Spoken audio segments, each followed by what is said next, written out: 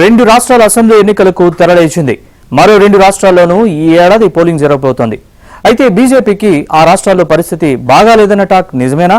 అందుకే secular civil code అని ఒకసారి వక్ బిల్ అని మరోసారి మాట్లాడుతోందా?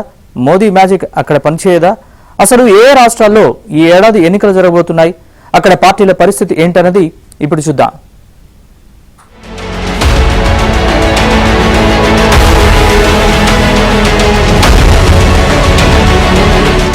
లోక్సభ ఎన్నికలు ముగిశాక దేశంలో 4 రాష్ట్రాల అసెంబ్లీలకు ఎన్నికలు జరగబోతూ ఉండడంతో సర్వత్రా ఆసక్తి నెలకొంది. 10 ఏళ్ల తర్వాత కేంద్రంలో సంకీర్ణ సర్కార్ ఏర్పాటు కావడం, మోదీ మ్యాజిక్ పవర్ తగ్గిన నేపథ్యంలో అసెంబ్లీ ఎన్నికలపై కాంగ్రెస్ సహా విపక్షాలన్నీ ఫోకస్ చేశాయి. ఈ ఏడాది మహారాష్ట్ర, జార్ఖండ్, హర్యానా, జమ్మూ కాశ్మీర్ అసెంబ్లీలకు ఎన్నికలు జరగబోతున్నాయి. జమ్మూ కాశ్మీర్ లో 3 విడతలుగా పోలింగ్, హర్యానాలో అక్టోబర్ 1న పోలింగ్ జరగనుంది. అక్టోబర్ 3వ తేదీని ఫలితాలు. మహారాష్ట్ర, జార్ఖండ్ లోనూ అక్టోబర్ లేదా నవంబర్ లో పోలింగ్ జరిగే అవకాశం ఉంది. నిజానికి ఈ 4 రాష్ట్రాల్లో ఒకేసారి పోలింగ్ డేట్స్ ప్రకటించాల్సిన మహారాష్ట్ర, జార్ఖండ్ డేట్స్ కేంద్ర ఎన్నికల సంఘం ప్రకటించలేదు. దీనికి కారణం బీజేపీనే అని కాంగ్రెస్ విమర్శించింది. గతంలో హర్యానా ఎన్నికలు, మహారాష్ట్ర ఎన్నికలు ఒకే షెడ్యూల్లో జరిగాయి. ఈసారి మహారాష్ట్ర ఎన్నికల షెడ్యూల్ని మినహాయించారు.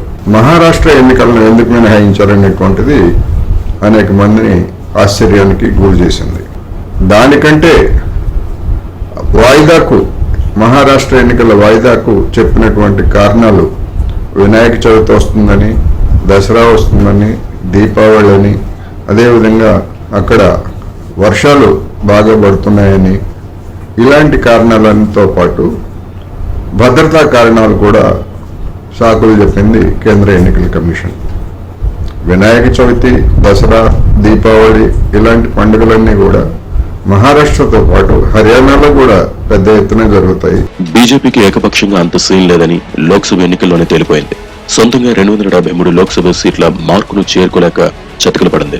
మహారాష్ట్ర, జార్ఖండ్, హర్యానా, జమ్మూ కాశ్మీర్ లో ప్రధాని నరేంద్ర మోదీ ఇమేజ్ పైనే పూర్తిగా ఆధారపడి ఉంది బీజేపీ.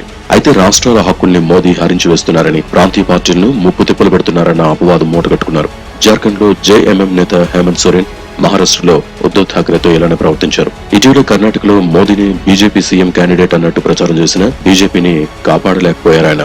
జార్ఖండ్ లో జేఎంఎం చీలికలపైన ఆధారపడి ఉంది బీజేపీ. ఆ రాష్ట్ర సీఎం హేమంత్ సోరెన్ ను జైల్లో పెట్టినా ఎంతో కాలం ఉంచలేకపోయారు. జైలు నుంచి బయటకు వచ్చిన ఆయన మళ్లీ ముఖ్యమంత్రి పీఠమెక్కారు.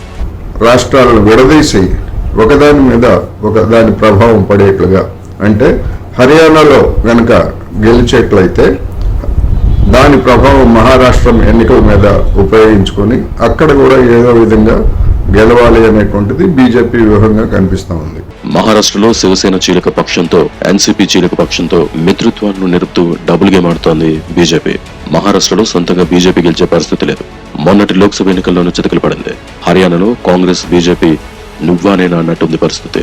దేశంలో కాంగ్రెస్ పార్టీని లేకుండా చేయాలనేది మోదీ, అమిత్ షా గత 10 ఏళ్లుగా కంటున్న కల. ఆ కళ సాకారమయ్యే అవకాశం లేకుండా పోతోంది. ఇప్పుడు అసలుకే మోసం వచ్చింది. 3వ సారి ప్రధాని అయ్యాక ఇప్పుడు అసలు పరీక్ష ఎదుర్కొంటున్నారు.